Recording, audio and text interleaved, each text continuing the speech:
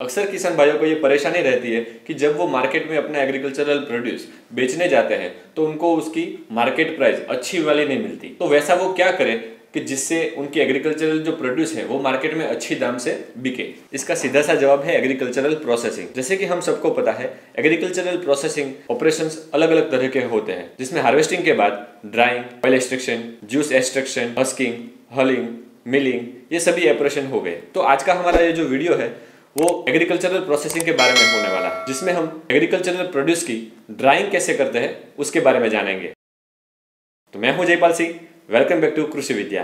तो फ्रेंड्स, सबसे पहले हम देखते हैं कि आज का जो वीडियो है हमारा ड्राइंग के बारे में, उसमें हम कौन कौन से टॉपिक कवर करने वाले हैं।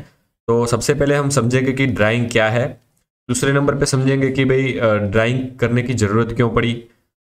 तीसरे नंबर पे हम समझेंगे कि ड्राइंग करने के लिए मेथड कौन कौन सी हम यूज़ करेंगे, ठीक है। और फोर्थ नंबर पे जो हमारा टॉपिक है वो ये है कि ड्रायर जो है, अलग अलग टाइप के ड्रायर है। एक्चुअली ड्रायर क्या है, तो एग्रीकल्चरल प्रोडक्ट है, ठीक है, या फिर कोई फार्मास्यूटिकल प्रोडक्ट हो, उसको हमको जो ड्राई करना है तो उसके लिए जो इक्विपमेंट होता है that is called as dryer. तो वो ड्रायर कौन कौन से टाइप के होते हैं वो भी हम स्टडी करेंगे। तो आज का जो गाइस लेक्चर है वो पूरा एक इंट्रोडक्टरी होने वाला है ड्राइंग के बारे में। ओके फ्रेंड्स, तो सबसे पहले हम देखते हैं कि ड्राइंग क्या है, ये समझते हैं, ठीक है।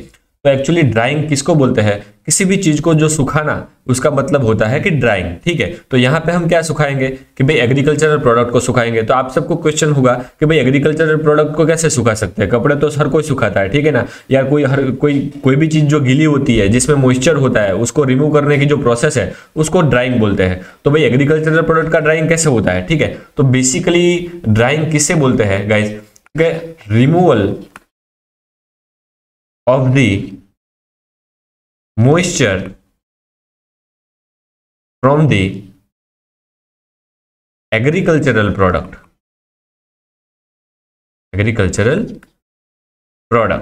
ठीक है गाइज। यहाँ पे मैं आपको बता दूं कि एग्रीकल्चरल प्रोडक्ट जो है वो इसका नेचर क्या होता है कि वो मॉइस्चर को एब्जॉर्ब भी कर सकती है और मॉइस्चर को रिलीज भी कर सकती है। वैसे ही फार्मास्यूटिकल जो प्रोडक्ट होती है, आपने देखा होगा कि दवाइयां होती है ना, टैबलेट्स जो होती है, वो भी बहुत ही मॉइस्चर को सेंसिटिव होती है। तो सबसे पहले ये समझते हैं कि चलो ये होता कैसे है। तो मान लो हमारे पास यहाँ पे एक सन है, ठीक है।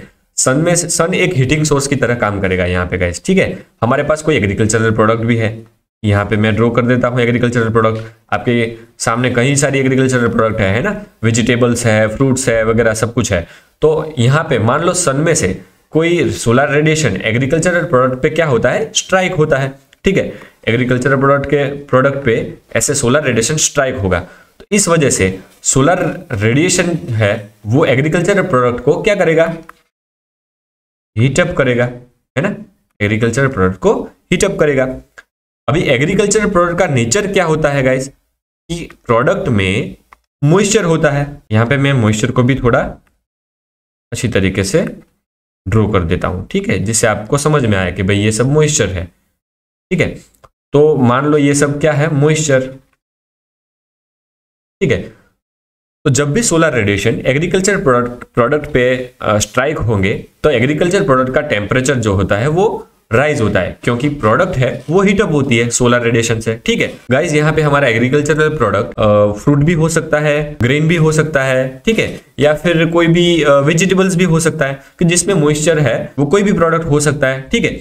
तो उसमें से जो मॉइस्चर है वो मॉइस्चर क्या होगा, एग्रीकल्चरल प्रोडक्ट जब हीटअप हो जाएगी तो मॉइस्चर क्या होगा, यहाँ से रिमूव होगा, इवेपोरेशन हो जाएगा उसका। तो इस प्रोसेस को बोलेंगे अपन ड्राइंग, ठीक है। तो फ्रेंड्स, अब हम देखते हैं कि ड्राइंग जो है वो करने की हमको जरूरत क्यों पड़ी, मतलब what are the needs to dry the agricultural products, ठीक है।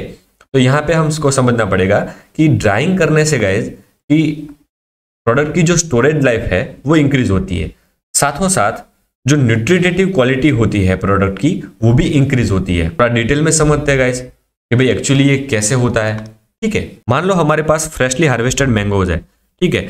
वो मैंगो में मॉइस्चर का लेवल जो होता है वो ज्यादा अमाउंट में होता है। इस केस में जब freshly harvested mango open environment की जो एयर है उसके साथ अगर कांटेक्ट में आती है तो वो ज्यादा से ज्यादा 1 वीक या फिर 10 दिन तक स्टोर रहती है, ठीक है। उससे ज्यादा हम उसको स्टोरेज प्रोवाइड नहीं कर सकते। यहाँ पे प्रॉब्लम कहाँ पे होता है कि जब भी फ्रेशली हार्वेस्टेड मैंगो जब एनवायरनमेंट के सराउंडिंग एयर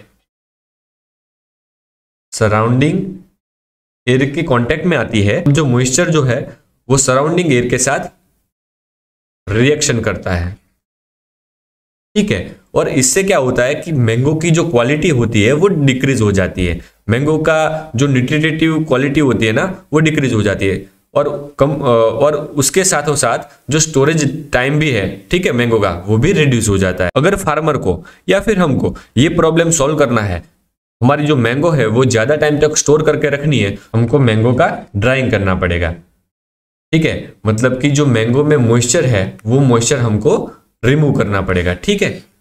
और वो मॉइस्चर रिमूव करने की डिफरेंट टेक्निक्स है गाइज, वो हम लेटर ऑन डिस्कस करेंगे कि भाई कौन कौन सी टेक्निक है, किस तरीके से हम मैंगो में से या फिर कोई भी एग्रीकल्चरल प्रोडक्ट जो है हमारा ग्रेन भी हो, फूड भी हो, ठीक है, तो उसमें से हम मॉइस्चर है उसको रिलीज कैसे कर सकते हैं, रिमूव कैसे कर सकते हैं। तो यहाँ पे अभी जस्ट समझिए, फ्रेशली हार्वेस्टेड मैंगो को मैंने ड्राई कर दिया और ड्राइंग करके ऐसी कुछ प्रोडक्ट बना दी, ठीक है, ऐसी कुछ प्रोडक्ट बना दी। तो ये जो प्रोडक्ट है आपने सुना ही होगा है ना, ये आम पापड़ है, बचपन में खाया भी होगा, ठीक है, आम पापड़। और यहाँ पे है कि मैंगो स्लाइस, ठीक है, ये कौन सी है, मैंगो स्लाइस है, ठीक है, मैंगो स्लाइसेस है। इस तरीके से अगर हम मैंगो पे प्रोसेसिंग करते हैं, यानी कि मैंगो का ड्राई करके अगर हम कुछ ऐसी आइटम्स बनाते हैं, ठीक है, ड्राइड मैंगो प्रोडक्ट बनाते हैं, तो इस तरीके से फार्मर को ज़्यादा पैसे मिलेंगे। और साथों साथ ये जो मैंगो के ड्राइड प्रोडक्ट हमने बना दिए, इस वजह से मैंगो का जो मॉइस्चर है वो रिमूव हो गया ड्राइंग करने की वजह से, और उसका जो स्टोरेज टाइम है गाइज, जो 1 वीक था, ठीक है ना, तो वो या फिर 10 डेज था, तो वो यहाँ पे मंथ्स हो जाएंगे, storage time can be few months. अच्छी तरीके से आम पापड़ का या और मैंगो स्लाइस जो है, ठीक है, आम पापड़ का और मैंगो स्लाइस का अगर हम पैकेजिंग करते हैं, वैक्यूम पैकेजिंग टेक्निक्स है और काफ़ी सारी अलग अलग टेक्निक्स है गाइस, कि जिससे ये जो प्रोडक्ट है वो बाहरी वातावरण के संपर्क में नहीं आती है और अच्छी तरीके से वो ज़्यादा मंथ्स तक स्टोर रहती है, ठीक है। तो इस तरीके से अगर फार्मर है वो सोचे, या फिर कोई एग्रीकल्चरल एंटरप्रेन्योर है वो सोचे, कोई भी एग्रीकल्चरल प्रोडक्ट का प्रोसेसिंग करे, ठीक है, तो उसमें ये ड्राइंग है वो बहुत ही हेल्प करेगा। यहाँ पे मेरे पास एक ऑनलाइन शॉपिंग की डिटेल्स भी है। मैंगो का कल्टीवेशन करता हुआ फार्मर हो, ठीक है ना, और वो फार्मर अपनी मैंगो जो है वो डायरेक्टली मार्केट में सेल ना करके मैंगो को ड्राई करे और उसका प्रोसेसिंग करके बाद में उसकी कोई प्रोडक्ट बनाए, ठीक है, आम पापड़ या फिर मैंगो पल्प बनाए, मैंगो का जो भी स्लाइसिस है वो बनाए, ड्राइड मैंगो प्रोडक्ट जो है उसकी ऑनलाइन शॉपिंग अगर हम करते हैं, ठीक है, उसका प्राइस भी यहाँ पे दिया गया है। मेरे पास यहाँ पे देखो 1, 2 and 3 आइटम्स है, जिसमें यहाँ पे देखो प्राइस जो पर केजी प्राइस जो है वो 1232, 425 रुपये, ठीक है, या 350 के आसपास यहाँ पे भी है फ्लिपकार्ट पे। तो ऐसे ही दूसरी भी प्रोडक्ट है, ठीक, 450 के आसपास पर केजी मिलता है, ठीक है, 4th प्रोडक्ट। 5th प्रोडक्ट है वो भी आम पापड़ है, ठीक है, वो भी 250 के आसपास है। यहाँ पे 6 नंबर की जो प्रोडक्ट है गाइस, वो भी यहाँ पे देख सकते हो आपके पर केजी उसका जो प्राइस है वो 250 के आसपास है। मतलब अगर फार्मर अपनी रॉ मैंगो जो थी, जो फ्रेशली हार्वेस्ट थी, ठीक है, वो मैंगो डायरेक्टली मार्केट में सेल करता, तो पर केजी शायद उसको 100 रुपीज मिल जाते या फिर 150 रुपए मिल जाते। पर अगर वो खुद का कोई छोटा सा प्रोसेसिंग प्लांट बनाता है और मैंगो का ड्राइंग करता है, और ड्राइंग करने के बाद मैंगो के प्रोडक्ट बना के वो मार्केट में सेल करता है, तो इस तरह जो फार्मर है वो अपनी जो इनकम है वो बढ़ा सकता है। तो फ्रेंड्स, ड्राइंग कौन कौन सी तरीके से होता है, ये कौन कौन सी मेथड है ड्राइंग की, यह समझने के लिए सबसे पहले हमको समझना पड़ेगा कि हीट ट्रांसफर एक्चुअली में कैसे तरीके से होती है, कौन कौन से मोड है हीट ट्रांसफर के, ठीक है, ये सबसे पहले हमको समझना पड़ेगा। तो सबसे पहले हम यहाँ पे देखते हैं 3 टाइप के हीट ट्रांसफर मोड होते हैं, ठीक है। पहला होता है कंडक्शन, दूसरा होता है कन्वेक्शन और तीसरा होता है radiation. Conduction, convection and radiation 3 प्रकार के जो हीट ट्रांसफर है वो किस तरीके से होते हैं वो हम एग्जाम्पल वाइज देखते हैं। तो फ्रेंड्स, यहाँ पे हमारे पास एक एग्जाम्पल है कि कंडक्शन हीट ट्रांसफर कैसे होता है। हम कैंडल से आयरन रॉड को कोई एक पॉइंट पे हीटअप करते हैं, ठीक है, पॉइंट ए पे हीटअप करते हैं। हीट ट्रांसफर होगी from point A to point B, क्योंकि पॉइंट ए है उसका टेम्परेचर है वो क्या है, हायर है in the comparison of point B. Heat जो है हायर टेम्परेचर है वहां से लेके लोअर टेम्परेचर की तरफ ट्रैवल करती है। इस तरीके से हीट का ट्रांसफर होता है। और इस प्रकार का जो भी हीट ट्रांसफर मोड है उसको हम बोलते हैं कंडक्शन मोड। फ्रेंड्स, आप सबको पता है कि आयरन रॉड सॉलिड पार्टिकल से बना हुआ होता है। आयरन रॉड के किसी भी एक पोर्शन को जूम इन करके देखें तो उसमें नंबर्स ऑफ सॉलिड पार्टिकल एक दूसरे के साथ जुड़े हुए होते हैं। ठीक है, इस तरीके से जब भी हम कोई एक पर्टिकुलर सॉलिड पार्टिकल को या फिर आयरन रॉड के किसी भी एक पर्टिकुलर पॉइंट को हीटअप करते हैं तो वहां के जो सॉलिड पार्टिकल है वो सबसे पहले हीटअप हो जाते हैं। वो हीटेड सॉलिड पार्टिकल अपने बगल वाले जितने भी सॉलिड पार्टिकल्स है उसको हीट ट्रांसफर करते रहते हैं। तो इस तरीके जितना भी हीट का ट्रांसफर हो रहा है गाइस, वो सभी कंडक्शन मोड का हीट ट्रांसफर है।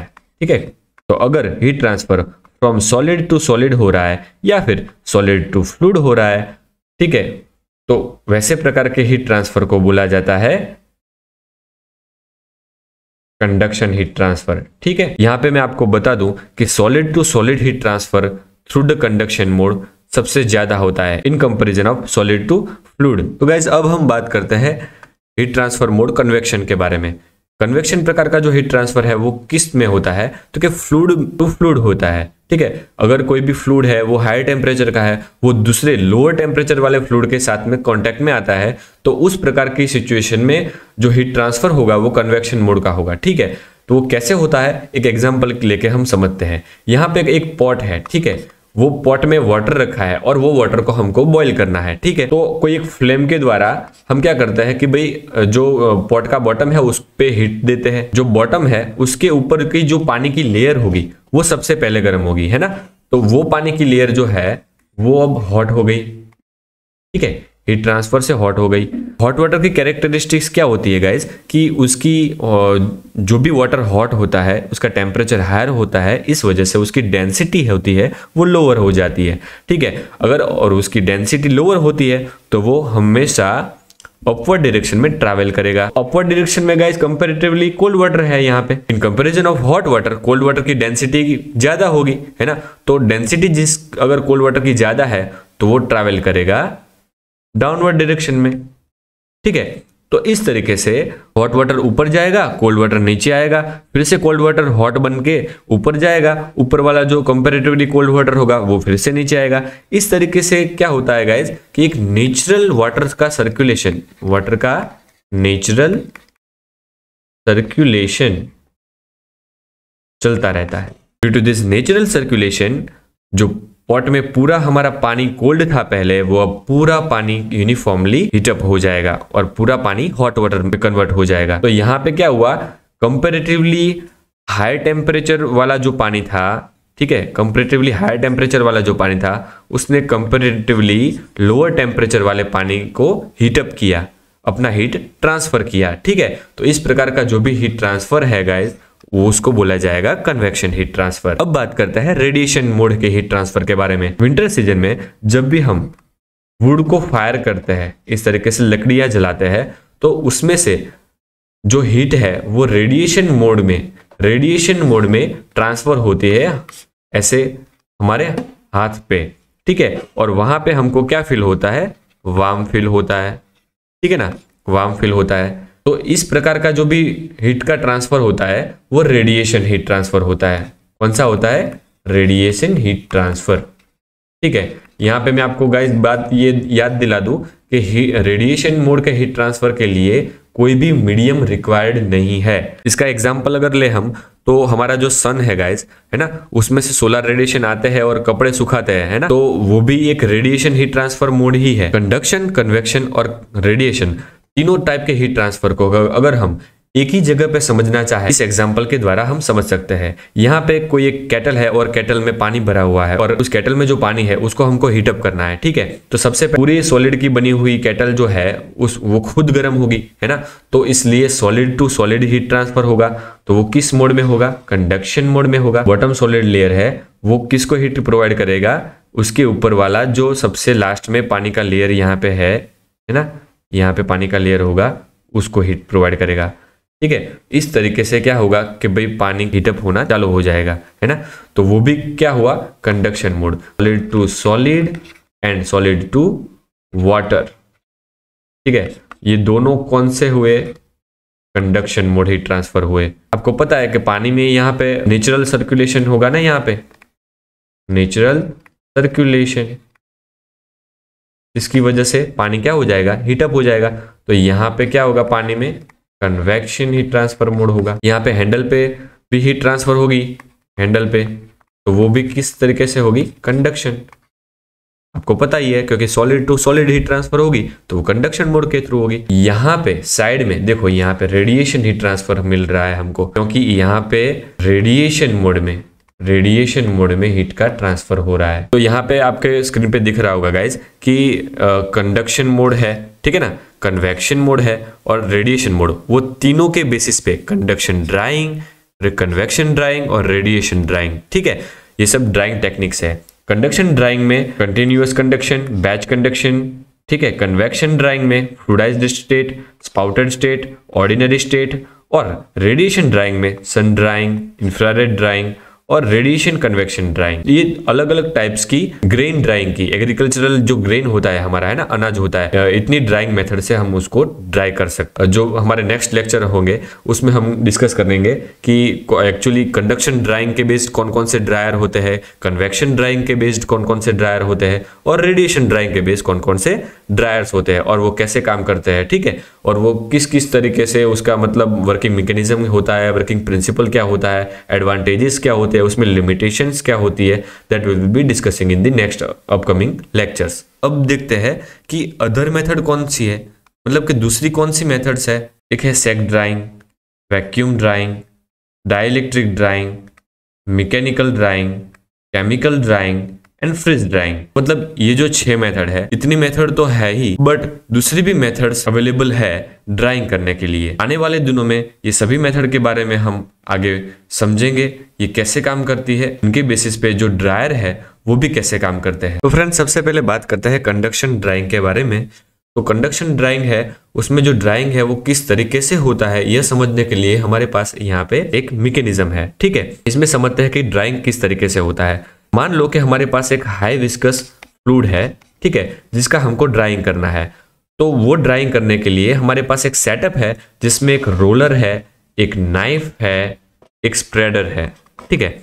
सबसे पहले मैं आपको बता दूं कि रोलर है वो क्या काम करता है। रोलर है वो कंटिन्यूअसली क्लॉकवाइज डायरेक्शन में रोटेशन करता रहेगा, जिसके अंदर इंटरनल हीटर होता है, ठीक है। यहाँ पे हीटिंग कॉइल्स आप देख पा रहे होंगे गाइस, ठीक है, हीटिंग कॉइल से आपको दिख रही होगी। तो रोलर है, वो रोलर के अंदर इंटरनल हीटर लगा हुआ है और वो रोलर कंटिन्यूअसली क्लॉकवाइज रोटेशन करता है। ये जो रोलर है उसको हाईली विस्कस फ्लूइड के अंदर पार्शियली डुबाया जाता है, बाद में इसका रोटेशन करवाया जाता है। इस वजह से क्या होता है कि हाईली विस्कस फ्लूइड जो है वो रोलर की सरफेस पे चिपक जाता है, ठीक है। यहाँ पे रोलर की सरफेस जो होगी, है ना, यहाँ पे वहां पे चिपक जाएगा, ठीक है। यहाँ पे जो स्प्रेडर है गाइस, वो क्या काम करता है कि ये जो हाईली विस्कस फ्लूइड की जो रोलर की सरफेस पे चिपका जा रहा है ना, उसको थिन लेयर में स्प्रेड कर देगा इस तरीके से, ठीक है, इस तरीके से उसको स्प्रेड कर देगा। अब यहाँ पे क्या होता है कि अंदर से ये जो रोलर है वो बहुत ही हीटेड है ना, तो उसकी सरफेस भी बहुत हीटेड होगी और उस पे थिन लेयर में अगर हाईली विस्कस फ्लूइड स्प्रेड होता है तो यहाँ पे जो हाईली विस्कस फ्लूइड है उसका क्या होगा, ड्राइंग हो जाएगा, है ना। तो बाद में यहाँ पे जो ड्राइड हमारा फ्लूइड है उसकी जो लेयर है उसको एक नाइफ के मदद से इसमें से निकाल लेते हैं, ठीक है। कंटेनर है उसमें ड्राइड प्रोडक्ट कलेक्ट होता है, तो ये हमारा रहा कंटेनर, ठीक है। तो इस तरीके से कॉन्टैक्ट ड्राइंग होता है। यहाँ पे देखो, conduction drawing it is one kind of contact drawing. इसमें कॉन्टैक्ट किसका होता है, सॉलिड और फ्लूइड का होता है, ठीक है ना। सॉलिड सरफेस है जो रोलर की, वो इंटरनली हीटेड है ना। तो उस पे जब हाईली विस्कस फ्लूइड का जब थिन लेयर बनता है तो वो खुद क्या हो जाता है, अपने में से मॉइस्चर रिमूव कर देता है और उसका ड्राइंग हो जाता है, ठीक है। तो इस तरीके से जो ड्राइड प्रोडक्ट है उसको एक नाइफ की मदद से निकाल के हम एक टैंक में स्टोर करते हैं। तो इस तरीके का जो ड्राइंग है वो कंडक्शन ड्राइंग बोला जाता है। अब हम बात करते हैं drawing second method convection drawing के बारे में, जिसमें हम बात करते हैं कि एक्चुअली इस प्रकार का जो ड्राइंग है वो किस तरीके से होता है। कि यहाँ पे आपको दिख रहा होगा गाइज कि एक फैन का यूज होता है या फिर ब्लोअर का यूज होता है, एक हीटिंग कॉइल का यूज होता है, और जो भी एग्रीकल्चरल प्रोडक्ट है जिसका हमको ड्राइंग करना है उसको ट्रेज के अंदर हमको प्लेस करना होता है। ठीक है, तो ये सेटअप काम कैसे करता है सबसे पहले ये देखते हैं। जब हम फैन को ऑन करते हैं तो थ्रू द एयर इनलेट जो कोल्ड एयर होती है वो सेटअप के अंदर आती है। अब ये जो कोल्ड एयर थी वो हीटिंग कॉइल के थ्रू पास होने की वजह से गाइज अब एक हॉट एयर बन जाती है ना, हॉट एयर बन जाती है। ठीक है, अब ये हॉट एयर जो भी हमारा एग्रीकल्चरल प्रोडक्ट है, ठीक है, एग्रीकल्चरल प्रोडक्ट है उसके कांटेक्ट में आती है और प्रोडक्ट को भी क्या करती है, हीटअप करती है। ठीक है, प्रोडक्ट को क्या करती है, हीटअप करती है। प्रोडक्ट अगर हीटअप हो रहा है यानी कि उसका टेम्परेचर बढ़ रहा है तो प्रोडक्ट के अंदर जो भी मॉइस्चर होगा, यहाँ पे मॉइस्चर को भी मैंने डिनोट किया है गाइस, आप देख सकते हो डार्क ब्लू पॉइंट है वो क्या शो कर रहे हैं, प्रोडक्ट के अंदर मॉइस्चर। ठीक है, तो अगर प्रोडक्ट का टेम्परेचर हाई हो रहा है तो प्रोडक्ट के अंदर जो भी मॉइस्चर है वो मॉइस्चर क्या हो जाएगा, अब इवेपोरेट हो जाएगा। जो भी हमारी अब हॉट एयर है, यहाँ पे हॉट एयर है, ठीक है, ये वाले जोन पे ये जो हमारी हॉट एयर है वो सभी हॉट एयर अब प्रोडक्ट के आसपास क्या हो जाएगी, सर्कुलेट हो जाएगी ऐसे ऐसे, है ना। ठीक है, और प्रोडक्ट को हीटअप करते हुए उसका जो मॉइस्चर है वो लेते हुए बाद में एयर एग्जिट जो होगा, है ना, एग्जिट पॉइंट, वहां से मॉइस्चर को इवेपोरेट करके बाहर निकल जाएगी। ठीक है, तो इस तरीके से प्रोडक्ट है जो भी हमारा एग्रीकल्चरल प्रोडक्ट है, ठीक है, उसका क्या होता है, ड्राइंग होता है ना। तो यहाँ पे क्या होता है, कन्वेक्शन ड्राइंग। ठीक है, हायर टेम्परेचर वाली एयर है वो क्या करती है, फ्लूइड को यानी कि मॉइस्चर को, ठीक है, मॉइस्चर को इवेपोरेट करती है। तो heat transfer is occurred from hot air to the moisture, मतलब फ्लूइड से कन्वेक्शन, मैंने बोला था ना कन्वेक्शन में हमने आप आगे भी पढ़ा, fluid to fluid heat transfer होता है ना, fluid to fluid heat transfer होता है। ठीक है, तो इस तरीके से कन्वेक्शन ड्राइंग जो है काम करता है। अब बात करते हैं गाइस थर्ड नंबर के जो हमारा ड्राइंग मेथड है, रेडिएशन ड्राइंग मेथड, उसके बारे में। तो आइए समझते हैं कि रेडिएशन ड्राइंग मेथड काम कैसे करता है।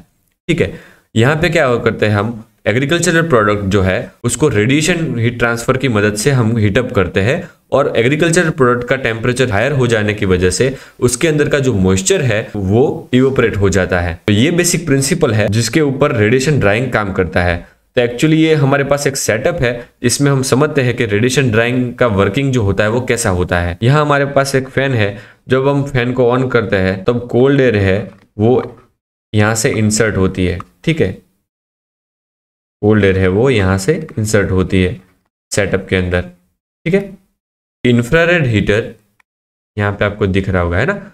इंफ्रारेड हीटर जो है वो क्या करता है, इंफ्रारेड रेडिएशन को एमिट करता है और वो किस पे स्ट्राइक होते हैं, एग्रीकल्चरल प्रोडक्ट या फिर फार्मास्यूटिकल प्रोडक्ट, जिसको भी हमको ड्राई करना है वो प्रोडक्ट पे यहाँ से इस तरीके से इंफ्रारेड रेडिएशन स्ट्राइक होंगे, एग्रीकल्चरल या फिर फार्मास्यूटिकल प्रोडक्ट पे। ठीक है, यहाँ पे हमारी प्रोडक्ट है ना, जिसको हमको ड्राई करना है, वो प्रोडक्ट का टेम्परेचर है वो क्या हो जाता है, हायर हो जाता है।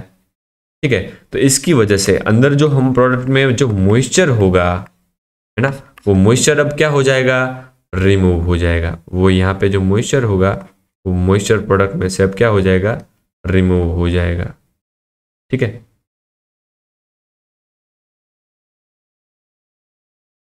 इस तरीके से मान लो कोई मॉइस्चर होगा वो रिमूव हो जाएगा। अब जो फैन होगा, है ना, यहाँ पे जो हमारा फैन है वो उसमें से जो कोल्ड एयर आ रही है ना, यहाँ से कोल्ड एयर, ठीक है, वो कोल्ड एयर क्या करेगी, इस डायरेक्शन में फ्लो करेगी, है ना, इस डायरेक्शन में फ्लो करेगी। तो यहाँ से जो भी मॉइस्चर है वो जो प्रोडक्ट में से इवेपोरेट हुआ है उसको लेके यहां पे आउटलेट पॉइंट जो है वहां पे डायरेक्ट कर देगी, मतलब वहां उस साइड पे धकेल देगी। ठीक है, तो इस तरीके से क्या होगा, हमारा प्रोडक्ट जो है वो इंफ्रारेड रेडिएशन हीट ट्रांसफर के थ्रू ड्राई हो जाएगा, और जो हमारा ड्राइंग होगा वो बोला जाएगा रेडिएशन ड्राइंग। तो गाइस, अब तक हमने जितना ड्राइंग का कॉन्सेप्ट समझा है उसको ध्यान में लेते हुए, जो ड्राइंग है वो एक्चुअली दो कैटेगरीज में डिवाइडेड है, सन ड्राइंग और मैकेनिकल ड्राइंग। सन ड्राइंग का कॉन्सेप्ट क्या है और मैकेनिकल ड्राइंग का कॉन्सेप्ट क्या है, वो सबसे पहले अब हम समझते हैं। सबसे पहले हम समझने की ट्राई करते हैं कि सन ड्राइंग क्या है ना। सन ड्राइंग समझने के लिए हमारे पास एक हीटिंग सोर्स होना चाहिए। तो हीटिंग सोर्स हमारे पास यहाँ पे है हमारा सन, और हमारे पास जो ग्रेन है उसका हमको हीटिंग करना है। ठीक है, तो यहाँ पे सन ड्राइंग जो है वो कैसे होता है, जो हमारा ग्रेन है उसको हमको क्या करना पड़ता है, स्प्रेड करना पड़ता है, स्प्रेड करना पड़ता है, spread over the ground surface.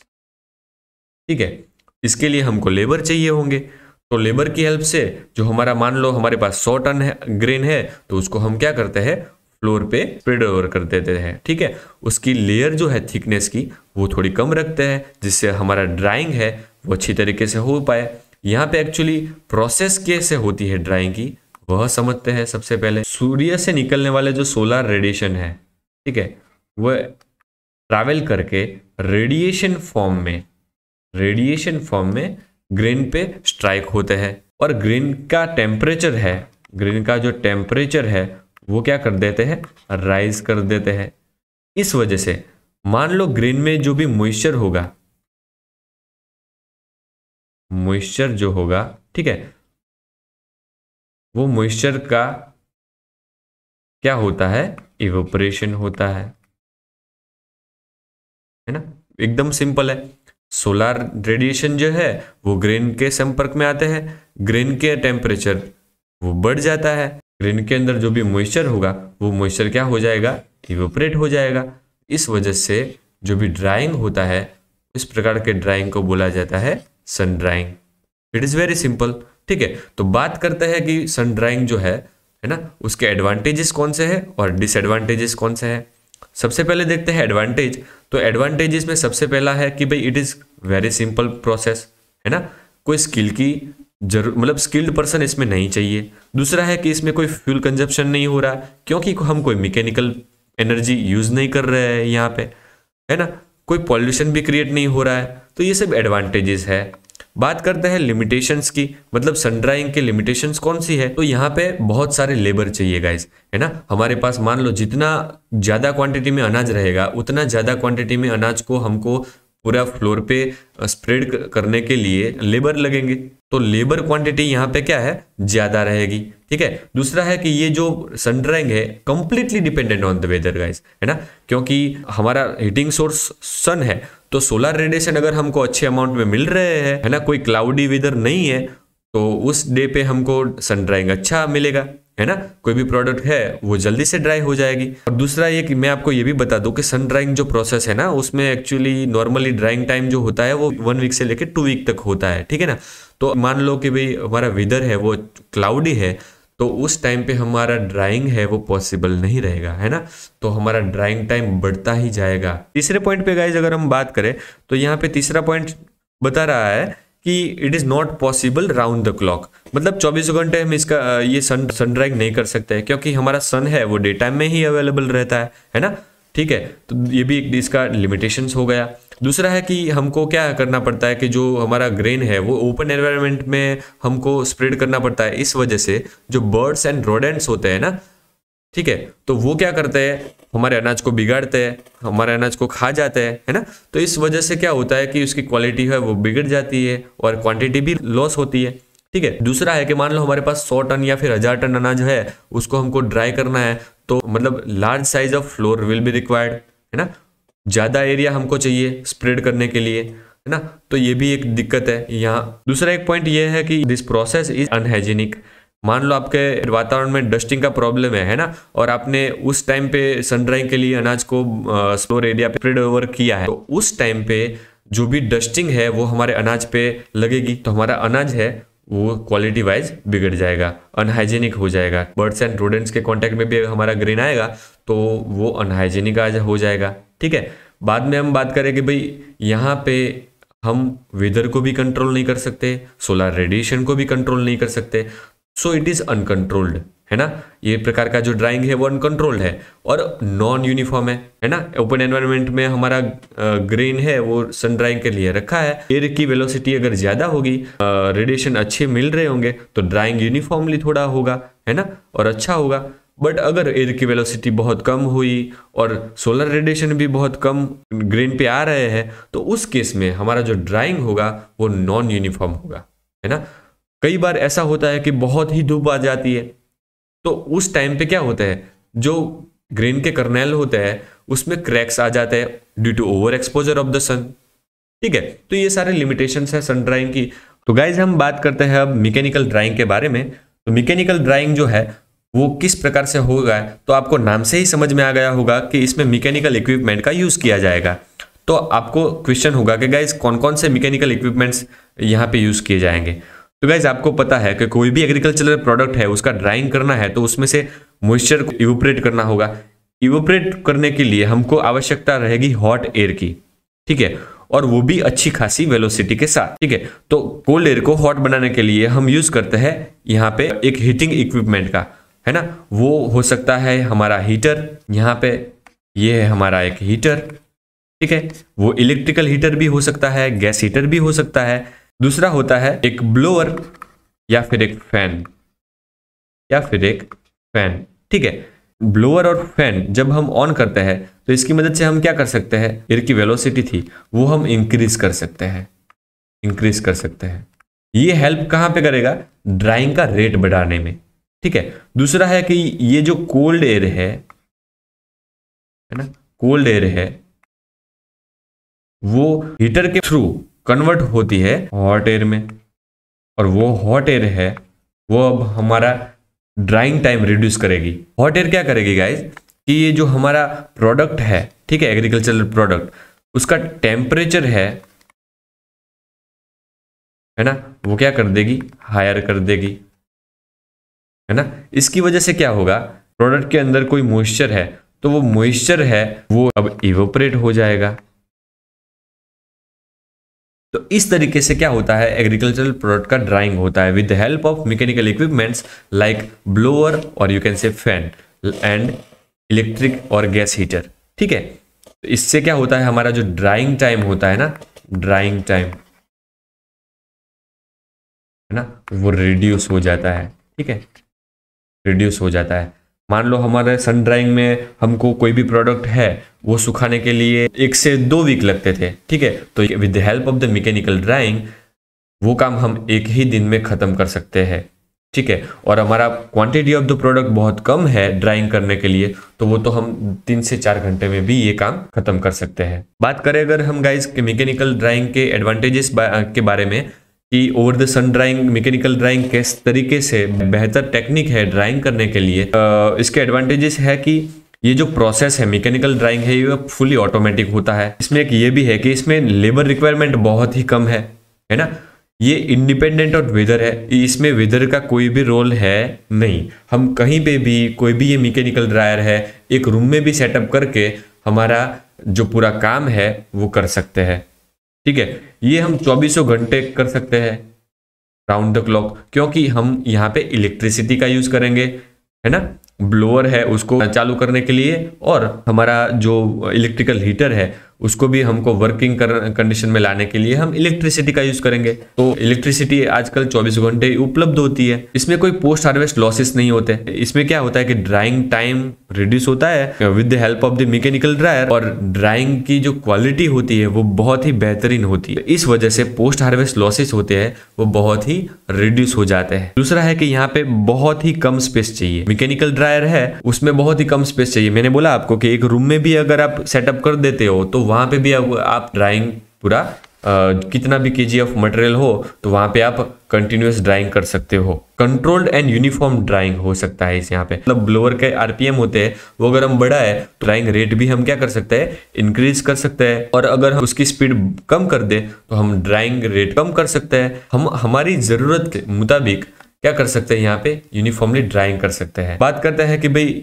Mechanical drawing है उसकी कोई लिमिटेशन होगी, फ्यूल है ना, और इलेक्ट्रिसिटी का कंजप्शन यहाँ पे होगा, क्योंकि हम क्या कर रहे हैं, मैकेनिकल पावर यूज कर रहे हैं मैकेनिकल ड्राइंग करने के लिए, है ना। हमको एयर ब्लोअर चलाना है, एलिवेटर चलाना है, ठीक है, मान लो हमको हीटर भी चलाना है, हीटिंग कॉइल, ठीक है। तो ये सभी हम चलाने के लिए हमको क्या करना पड़ता है गाइस कि इलेक्ट्रिसिटी का कंजप्शन करना पड़ता है या फिर फ्यूल कंजप्शन करना पड़ता है, तो इसकी भी कोई कॉस्ट लगती होगी। तो इसके लिए ये जो सन ड्राइंग था उसमें कोई कॉस्ट नहीं लगती थी। तो इन दैट केस अगर हम सन ड्राइंग से कंपेयर करें मैकेनिकल ड्राइंग को तो ये एक लिमिटेशन बनती है।